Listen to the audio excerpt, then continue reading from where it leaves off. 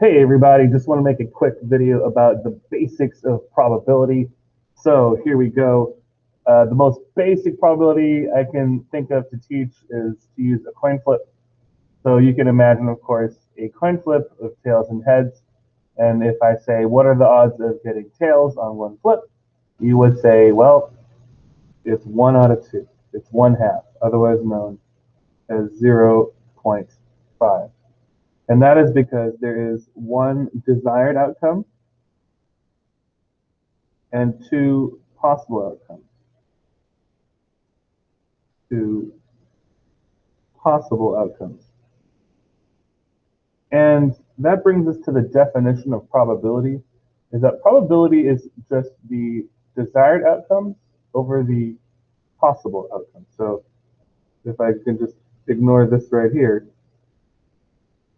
this gives us a great definition of probability. So I can say this is probability.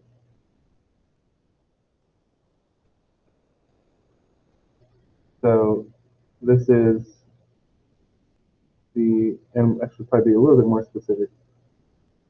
It is the number of desired outcomes divided by the number of possible outcomes. That looks a little better. Okay, so naturally the probability logically would have to be a number between 0 and 1 because the possible outcomes has to be a number greater than the desired outcomes, and unless the answer is 1, unless all desired outcomes are the possible, all the possible outcomes are desired outcomes. But if it's not, then it has to be less than 1, and it can't be. It has to be 0 or greater, because if there's any possible outcomes, you have a positive fraction, and there has to be a positive number of desired outcomes. So unless it's 0, it has to be, unless it's 0 or 1, it has to be between 0 and 1. So probability is always a number between 0 and 1. 0 means absolute impossibility. Absolute impossibility. It is guaranteed never to happen. And a probability of 1 would be absolute certainty. Absolute certainty. So if you say there's a probability of 1, that means it is going to happen. There is no chance of it not happening. There's not many things in life that have a probability of 1. Probably the only thing that I can think of is death. But other than that, generally we have a number between 0 and 1.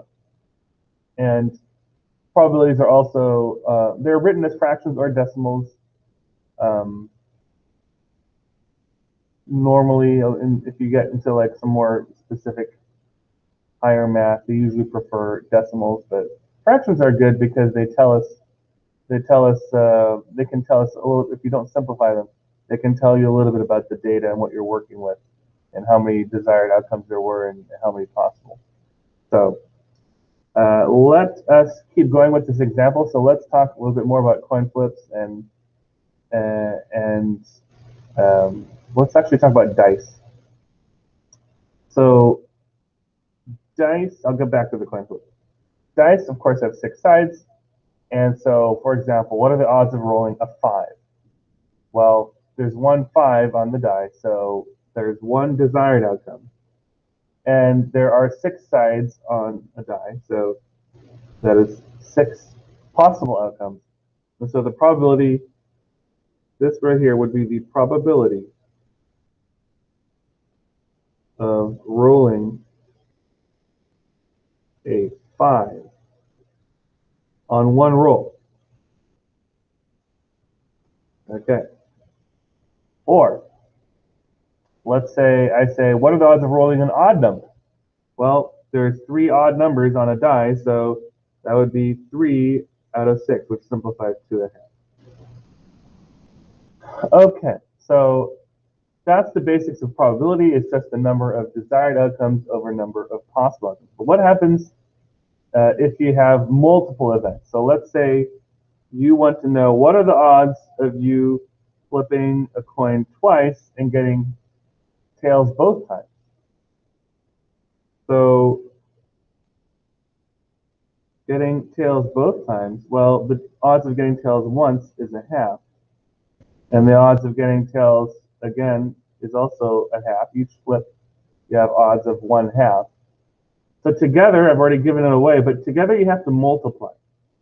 Okay, so if you want to know what the probability of both things is, then you have to multiply those probabilities. So this right here is the odds of one tail on one flip. This is the odds right here of another tail on another flip. And if you want both to happen, you have to multiply them, and then you get this product right here. Or let's say you want to know what are the odds of flipping tails and rolling a 4. Well, that would be 1/2 times 1/6, which is 1/12. And so that brings us to this point right here. The probability of two independent events both occurring is the product of their probabilities. And so we have the two coin flips, 1/2 times 1/2 is 1/4. And just to illustrate those coin flips real quick, you could have tails, tails, tails, heads, heads, tails, and heads, heads. So if you weren't sure about the fractions, you could write out all of the possible outcomes and say, well, how many of them have two tails? Oh, well, this one right here has two tails. It's 1 out of 4, which is the same thing as this. And those are really mathematically equivalent. That is exactly what's going on. We're finding how many of them have exactly two tails, and then how many there are total with two flips. Okay, so let us move on into 3 flips. Up.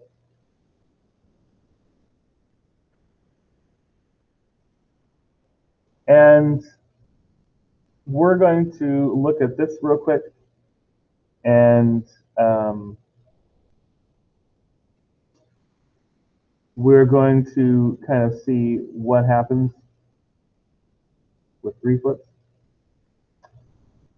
Trying to change my mind. I think I need to say a few more things.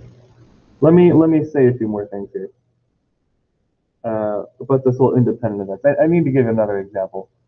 So I like basketball, and I like Steph Curry, so I'll use him as an example.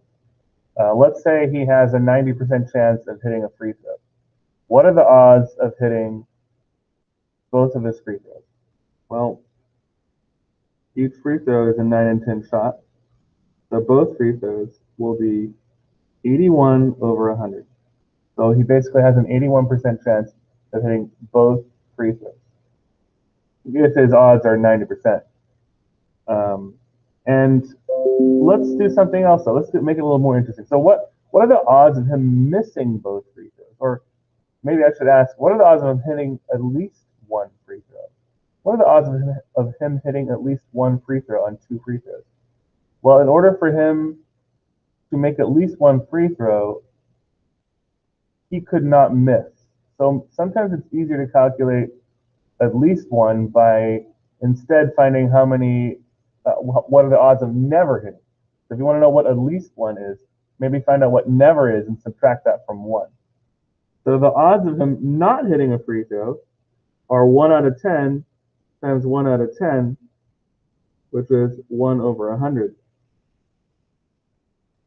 Meaning that the odds of him not hitting a free throw in 2 free throws is 1 out of 100, meaning he has a 99% chance of hitting at least one, right? Either 1 or 2. So he has a 100 chance of hitting 0 free throws. I'll use F2. 81% chance of hitting 2 free throws, and we've actually found the odds of him hitting exactly 1 free throw because these fractions have to add up to 1, but that's only 82 out of 100. So therefore, he has an 18 out of 100 chance of hitting 1 free throw. Pretty good odds. I'll take those odds. Let me do another one. What I did with my other class is we talked about Monopoly and like getting out of jail free.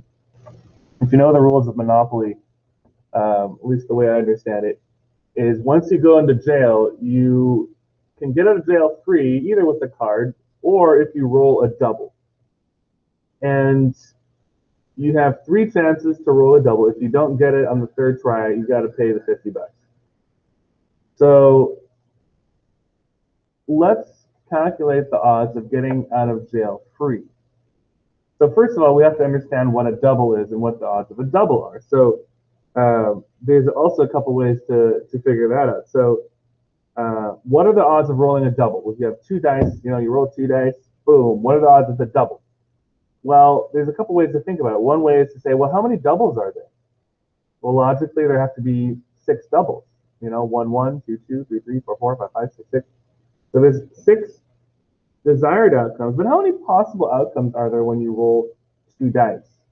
So we would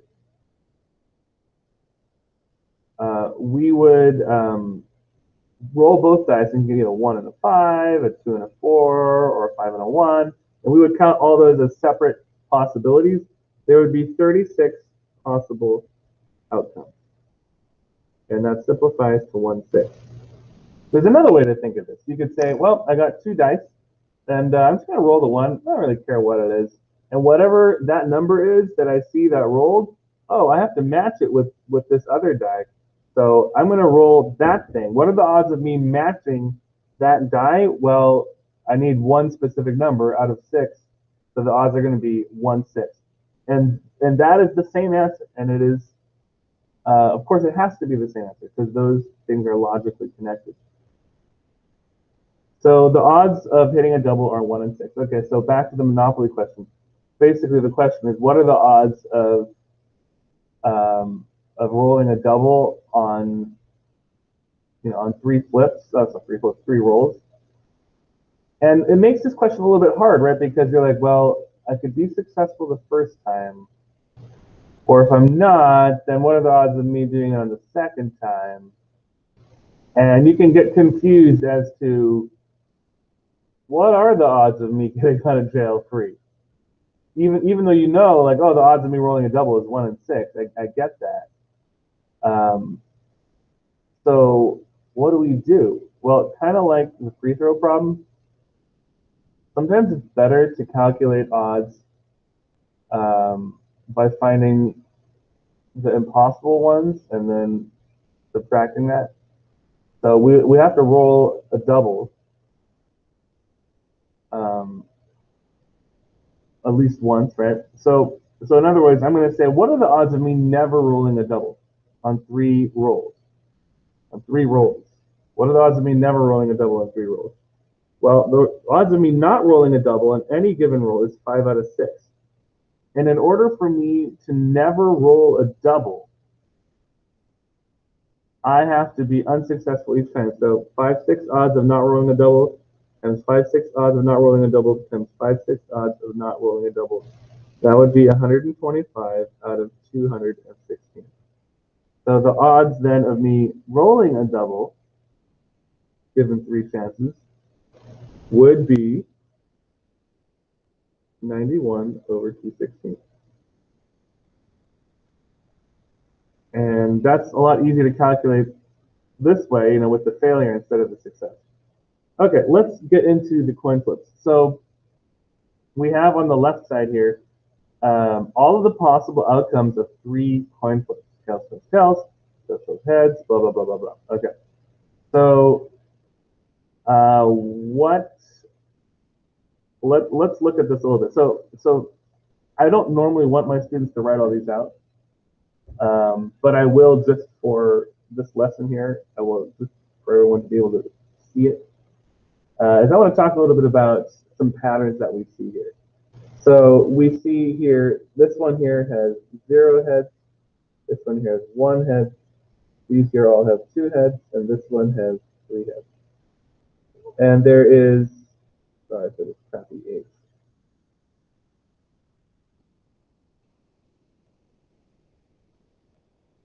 And we have one of these, we have three of these, we have three of these, and we have one of these. So having written this out like this makes it convenient to answer questions about it. So now if someone says, hey, what are the odds of getting 2 heads on 3 flips? That might be complicated for me to calculate, like 2 heads on 3 flips. You know, it'd be hard for me to work out if I didn't have this pattern, because now I know, oh, on 3 flips, there's going to be 3 possible outcomes that have 2 heads. So the odds of me getting exactly 2 heads on 3 flips is 3 out of 8, right? Because these all add up to 8. So 3 desired outcomes out of 8 possible outcomes. And I can also say, what are the odds of me flipping, I don't know, either 1 or 2 heads? Well, that would be 6 out of 8. Or what are the odds of me flipping a coin 3 times and getting at least 1 head? And you can say, well, that's 7 out of 8. And so having that written out is helpful. But what happens if you have more flips? Well, it starts to get rather lengthy, and that's only 4 flips. Imagine 5 flips and 6 flips and 7 flips. They get much, much larger, much larger.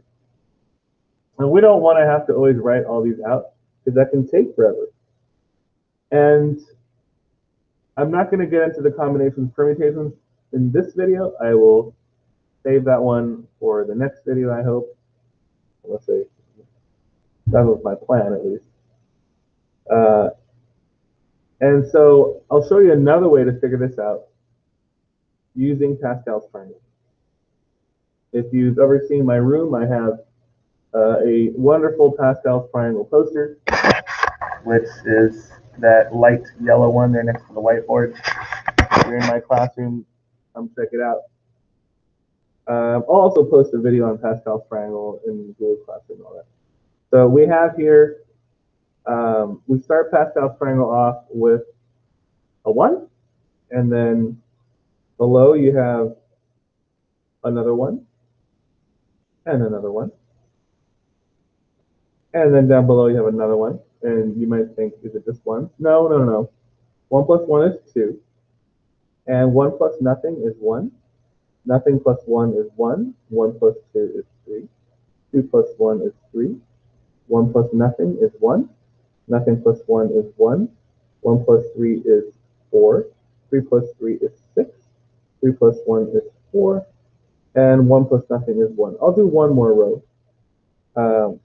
Nothing plus 1 is 1. 1 plus 4 is 5. 4 plus 6 is 10.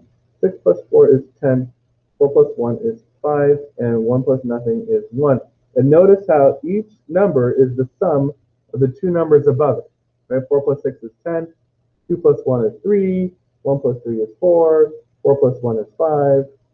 Right? These all are just the sum of the 2 numbers above it, including these here on the edge, right? Because just 1 plus nothing is 1. So this is Pascal's Triangle. And there are, if I could, I would love to make a video about the wonders of Pascal's Triangle, because there are many. And there are all kinds of beautiful patterns. And actually, I do know a couple of videos I can share, and I'll try to share one in the stream. But these are really, really helpful, and I'm gonna show you how we can use this to answer some coin flip questions. So if you remember from this one over here, we had a pattern of 1, 3, 3, 1. And I want you to notice that this is the same as this right here. And that is not an accident. Those numbers are related. In fact, Pascal's Triangle can show you all of the probabilities of coin flips. And a couple other things too, which next time we'll talk about binomial theorem and all that stuff. But it can show you all the odds for coin flips. So let's say we're dealing with this one here with 1, 4, 6, 4, 1. Look at this. 1, 4, 6, 4, 1. Couldn't squeeze that last one in, had to use a different column. 1, 4, 6, 4, 1, it's those same numbers, and what we see here is here there are 0 heads, here there is 1 head, here there are 2 heads, here there are 3 heads, and here there are 4 heads. And that means I can answer some questions about probability. So if you say, what are the odds of me flipping exactly 2 heads on 4 flips? 2 heads on 4 flips, well, there are 6 desired outcomes out of, add them all up, 32. 6 desired outcomes out of 32 possible outcomes. 32? Man, my math is bad. Holy moly. Well, I'm not going to hire an editor.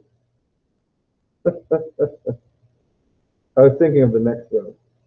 This one's 16, which simplifies to 3/8. So the odds of me flipping a coin 4 times and getting exactly 2 heads is 3/8, 6 out of 16. The odds of me flipping a coin 4 times and getting at least 2 heads, well, that would be 6 plus 4 plus 1, right? 6 plus 4 plus 1. So that would be 11 out of 16 is the probability of getting at least. Come on, Pen. You can do it. Just keep skipping. At least 2 heads. Probability of getting at least 2 heads is 11 out of 16. And so I can use this coin flip stuff, this Pascal Triangle, to answer any coin flip questions you have.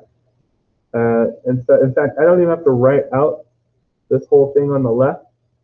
So let me ask you, what, for example, are the odds of me getting, I don't know, 3 heads on 5 flips?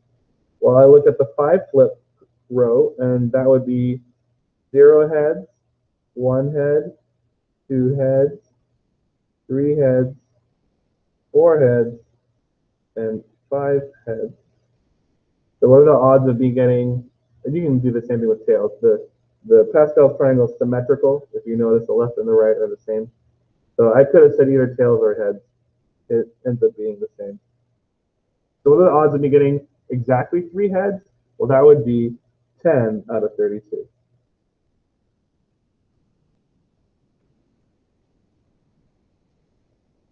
And again, I can answer any questions like, what are the odds of getting at least 4 heads? Well, that would be 6 out of 32. And stuff like that. So Pascal's triangle is really helpful for finding probabilities, and you can just keep adding the rows and figuring it out. And then next time I'm going to talk about, well, how can I do, like, what if there's like 18 flips and I don't have to write the whole Pascal triangle? Do I really have to write the whole Pascal triangle? No, you don't, actually. We can have shortcuts for that too. And we need permutations and combinations for that. And I will save that for next time. Also, next time I'm going to talk about, well, you know, coin flips, that's 50%. That's nice. What if it's imbalanced? What if it's like Steph Curry's free throw? What are the odds of him hitting like 3 out of 5? You know, it's not just 10 out of 32. You know, because the odds aren't 50%. He has 90% odds. So we are going to talk about how to adjust for different probabilities. We're going to learn about combinations and permutations and get into some higher probability stuff. So that's all next time, but this should be good for now. Thank you for watching. I'll catch you next time.